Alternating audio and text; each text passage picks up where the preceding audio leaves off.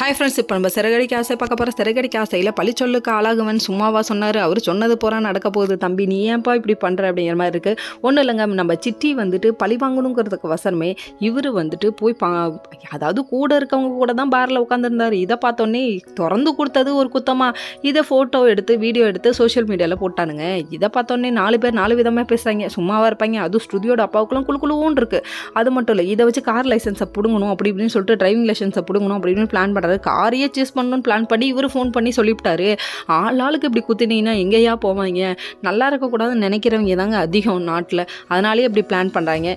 இது தெரியாமல் நம்ம மீனா வந்துட்டு அதோ அவங்க அம்மா வீட்டில் போய் உட்காந்துட்டு அவங்க தம்பிகிட்ட அட்வைஸ் பண்ணிட்டு இருக்காங்க. எப்போ அந்த ஃபோனை வாங்கினா அப்படி இப்படின்னு கேட்டுட்டு இருக்காங்க. உங்கள் அக்காவோட வாழ்க்கை போகுதுன்ற கவலை ஏதாவது இருக்காப்பா? நீ ஏன்ப்பா இந்த அளவுக்கு மோசமாக இருக்க? அக்கா வாழ்க்கையை விட உனக்கு அந்த சிட்டி தான் முக்கியம். கூட இருக்கவன் தான் குழிப்பறிப்பான்னு தெரிய மாட்டேங்குது அந்த தம்பிக்கு. இப்போ தெரிஞ்சும் அவன் அப்படியே இருக்கான் நாட்டுக்கு. அந்த வீடியோவை வந்து காமிக்கிறாருங்க. பாருங்க அவன் புருஷன் இப்படின்னு சொல்லிட்டு அப்படின்னு வீடியோ காமிக்கிறாரு. இதெல்லாம் தெரியாமல் நம்ம முத்து ஒரு பக்கத்து கார் ஓட்டிக்கிட்டு வந்துட்டு இருக்காரு. வந்தோடனே போலீஸ் பிடிக்கிறாங்க. என்ன விஷயம்னு தெரியலங்க அப்படின்னு அவரே குழம்பு போய் நிற்கிறாரு.